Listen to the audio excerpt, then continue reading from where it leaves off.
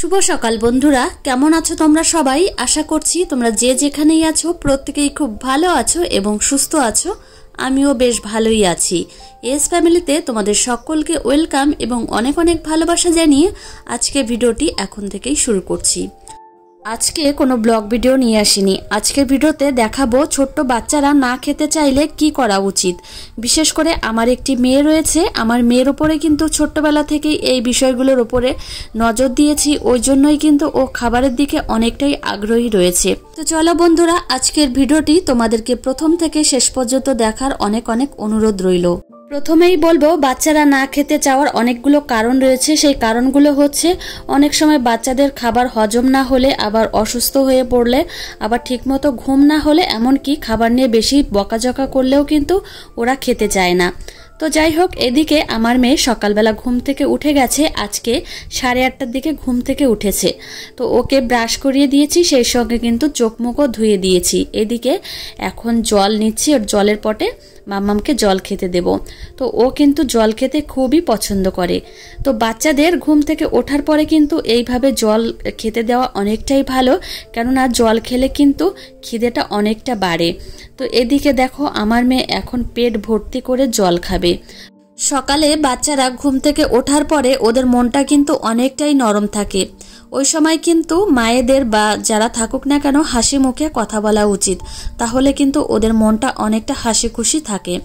তো এদিকে মেয়ে কিন্তু জল খেয়েই চলেছে, আর ওর যতটা জলের প্রয়োজন ও কিন্তু ততটাই খাবে। তো একাই কিন্তু জল খায়, ওর সঙ্গে কোনো কিন্তু জোরজবস্তি করতে হয় না। তো ছোট্টবেলা থেকেই কিন্তু এই অভ্যাসটা করিয়েছি। 6 মাস বয়সের পর থেকেই কিন্তু এই অভ্যাসটা মামামের মধ্যে হয়েছে। তো মামামকে এখন আমি চপ্পল পরিয়ে দিচ্ছি, ও কিন্তু বাইরে একটু হাঁটাচলা করবে।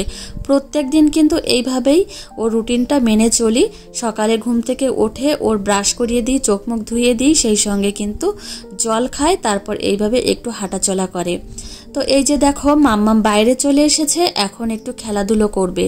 আর খেলাধুলো করলে কিন্তু খিদের পরিমাণটাও বাড়ে।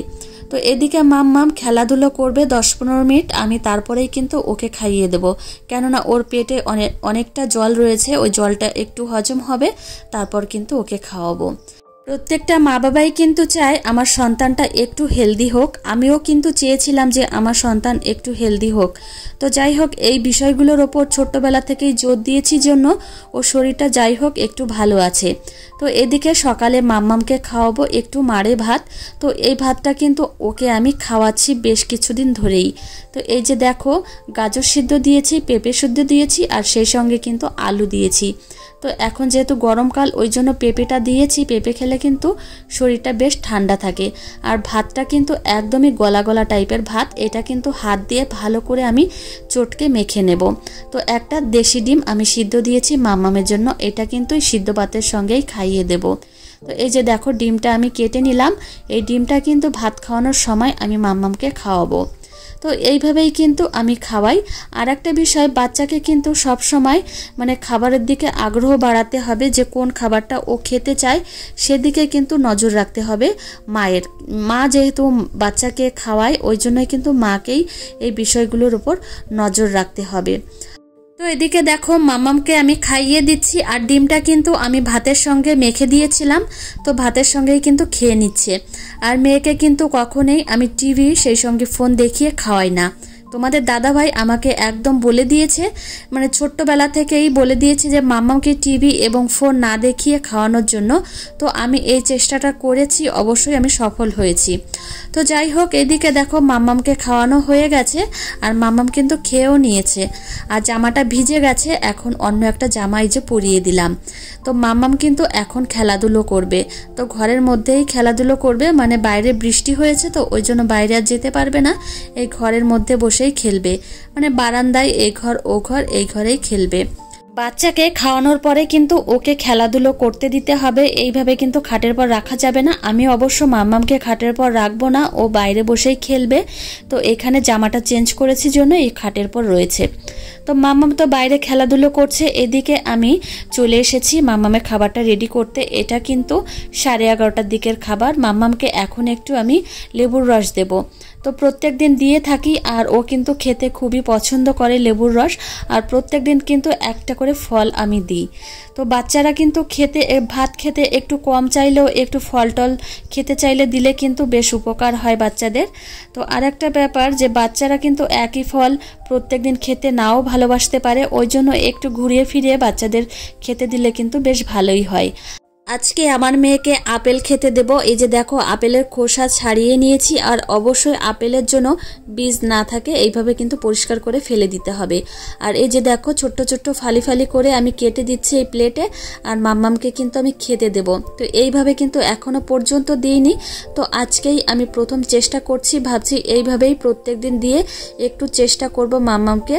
তো এইভাবে কিন্তু খেতে খেতে ওর অভ্যাসটা তৈরি হয়ে যাবে। সেই সঙ্গে এই যে একটা কলা কেটে দিলাম। তো এইভাবেই অভ্যাসটা করাবো। আর একটা রঙিন প্লেটে দিলাম। রঙিন প্লেটে দিলে কিন্তু বাচ্চারা একটু আকর্ষিত হবে, ওই জন্যই কিন্তু আমি দিচ্ছি।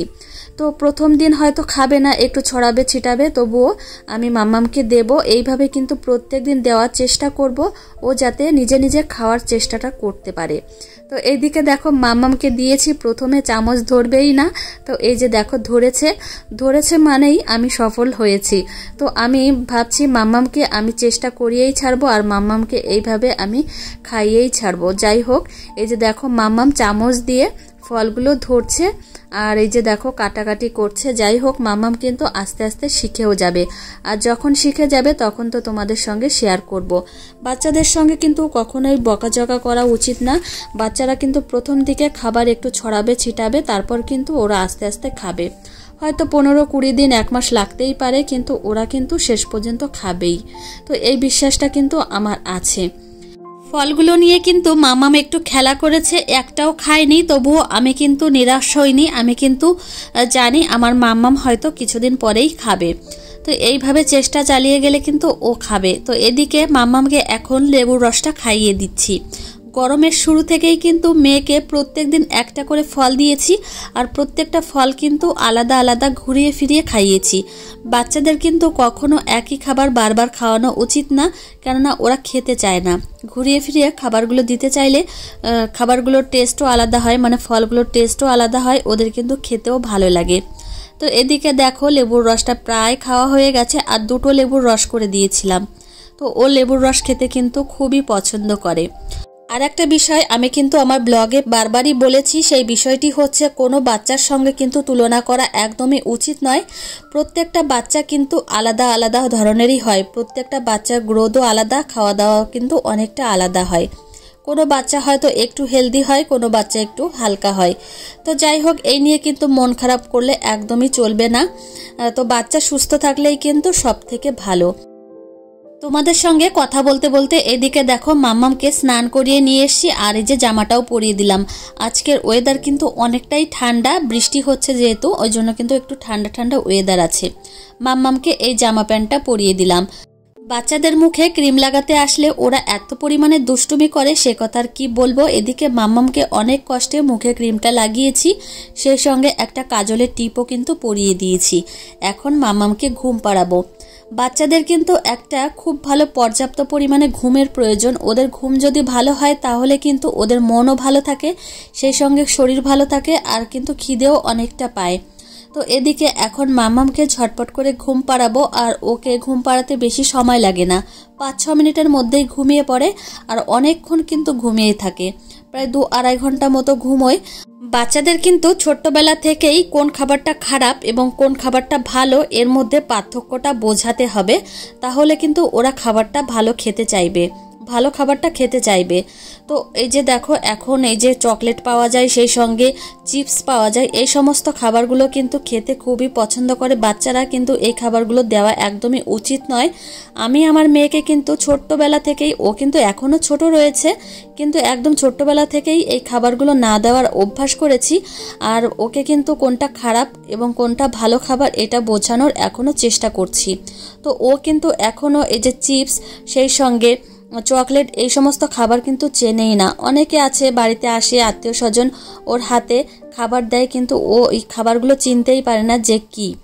তো যাই হোক, এদিকে কিন্তু মামামের অনেক পরিমাণে ঘুম পেয়ে গেছে। ওর যখন প্রচণ্ড ঘুম পেয়ে যায় তখন কিন্তু ও কান্নাকাটি শুরু করে দেয়, আর যখন অল্প অল্প ঘুম পায় তখন কিন্তু একদম চুপচাপই থাকে। তো এখন মামামকে ঘুম পাড়িয়ে দিয়েছি। এই যে দেখো একটা মশারি টানিয়ে দিয়েছি। এখন যেহেতু বাইরে প্রচণ্ড বৃষ্টি হচ্ছে আর সেই সঙ্গে একটু ঠান্ডা ঠান্ডা ওয়েদার, ওই জন্য মশারির ওপরে একটা এই যে কাপড় দিয়ে দিয়েছি। তাতে কি হবে, ঘরটা ঠান্ডা থাকবে এবং ফ্যানের হাওয়াটা সরাসরি ওর গায়ে লাগবে না। তোমাদের সঙ্গে কথা বলতে বলতে ভিডিওটা অনেকটাই এগিয়ে গেছে। যাই হোক, মাম্মাম কিন্তু টানা 2 ঘন্টা ঘুমিয়েছে। এই যে দেখো ফোলা ফোলা চোখ নিয়ে বসে রয়েছে, আর ঘুম ভালো হলে কিন্তু মুখেও একটা চওড়া হাসি থাকে। আমার বাচ্চাকে কখনোই কিন্তু একই খাবার খাওয়াই না যে প্রত্যেকদিন একই মাছ খাওয়াবো, এমন কিন্তু না। কোনোদিন খিচুড়ি খাওয়াই, কোনোদিন আবার সিম্পল নিরামিষ খাওয়াই, আবার কোনোদিন সোয়াবিনের তরকারিও খাওয়াই। আজকে যেমন আমাদের বাড়িতে সোয়াবিনের তরকারি হয়েছে, আর সোয়াবিনে কিন্তু প্রচুর পরিমাণে প্রোটিন থাকে।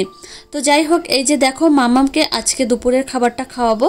তো এই যে দেখো দুপুরের খাবার একটু সোয়াবিনের তরকারি, আলু, আর এই যে একটু মানে হালকা একটু স্পাইসি ধরনের তরকারিটা করেছি আজকে, যেহেতু একটু ঠান্ডা ঠান্ডা ওই জন্যই।